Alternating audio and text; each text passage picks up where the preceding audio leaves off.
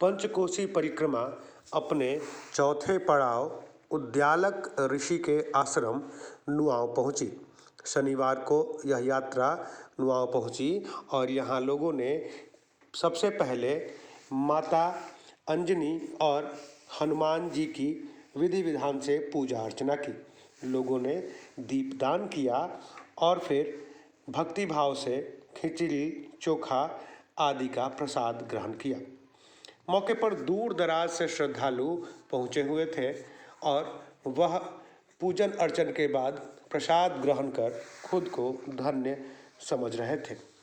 दूर दराज से पहुँचे श्रद्धालुओं ने आराम से अपनी यात्रा को आगे भी जारी रखने की बात कही।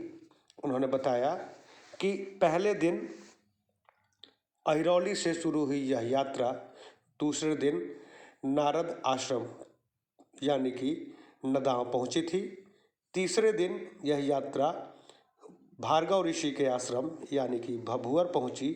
चौथे दिन उद्यालक ऋषि के आश्रम नुआंव में पहुंची हुई है और पांचवें दिन चरित्रवन में लिट्टी चोखा का प्रसाद ग्रहण करने के पश्चात यह यात्रा संपन्न होगी। मेले में जहां दूर दराज से श्रद्धालु पहुंचे हुए हैं, वहीं पसाव पीठाधीश्वर अच्युत प्रपन्नाचार्य जी महाराज के दिशा निर्देशन में यात्रा समिति के द्वारा भी आयोजन किए गए हैं, जहां प्रवचन आदि होता रहता है। इस दौरान तमाम श्रद्धालु जहां अपनी यात्रा को जारी रखे हुए हैं, वहीं प्रवचन का भी आनंद उठाते हैं।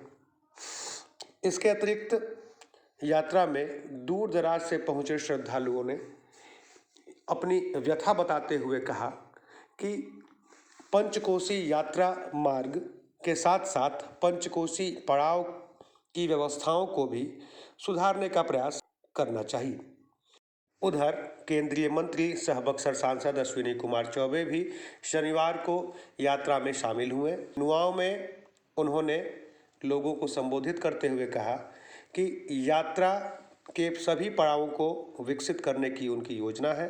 साथ ही उन्होंने यह भी कहा कि पंचकोसी परिक्रमा के इस पड़ाव में माता अंजनी के सरोवर की व्यवस्था को दुरुस्त करने और यहाँ अतिथिशाला बनाने का प्रयास किया जाएगा। उन्होंने 15 लाख रुपए की राशि अपने सांसद निधि से देने की घोषणा की, जिससे कि अंजनी सरोवर का पुनरुद्धार किया जाएगा। इस दौरान उन्होंने प्रशासनिक अधिकारियों को अतिथिशाला के लिए जमीन चिन्हित करने का भी निर्देश दिया। बाद में उन्होंने बसाव पीठाधीश्वर से मुलाकात की और प्रसाद भी ग्रहण किया।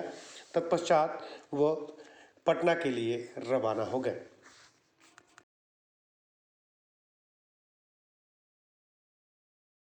यात्रा में शामिल हुए हैं पंचकोसी यात्रा में। मुझे लग रहा है कि आज पंचकोसी यात्रा में मुझे आने का सुअवसर प्राप्त हुआ है और यहाँ बसाव मठ पीठाधीश्वर जी के नेतृत्व में पंचकोसी यात्रा उनकी अध्यक्षता में हर साल होता रहता है। प्राचीन काल से ये उद्दालक ऋषि का ये स्थल है।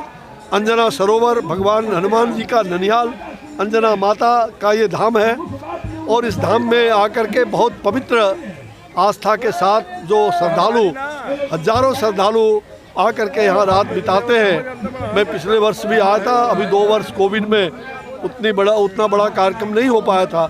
तो मैं सभी तमाम इस बक्सर के सिद्धाश्रम की धरती के तमाम हमारे लोगों को मैं बधाई देता हूँ, शुभकामना देता हूँ पंचकोसी ये अग्रहण मास का।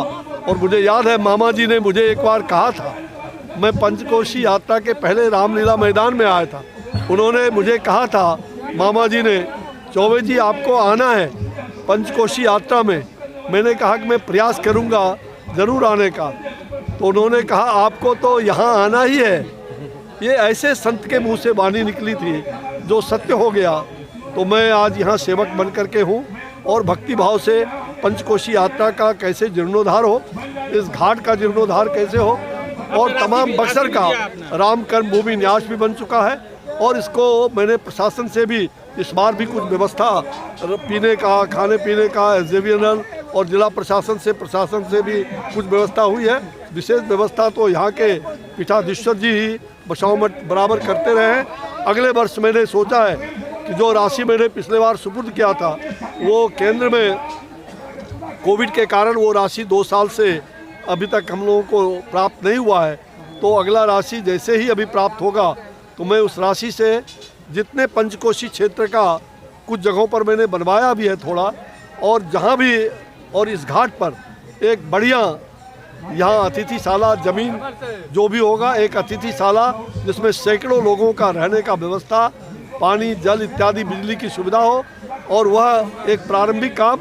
और साथ ही ये जो अंजना सरोवर है, इस तालाब का जीर्णोद्धार कैसे हो, जो मैंने पहले भी कहा था और दिया था, कोविड के कारण नहीं हो पाया है।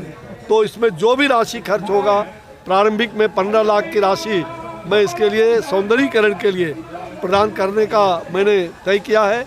और इस काम से लोक महोत्सव का पर्व, ये लोक हित का, लोक कल्याण का, और इससे जो ग्रामीण क्षेत्रों का परिवेश है, लोक वेशभूषा और लोक संस्कृति को बचाने का एक महान पर्व है। यही धर्म और यही संस्कृति हमें भारत की सांस्कृतिक चेतना को जगाती रहती है।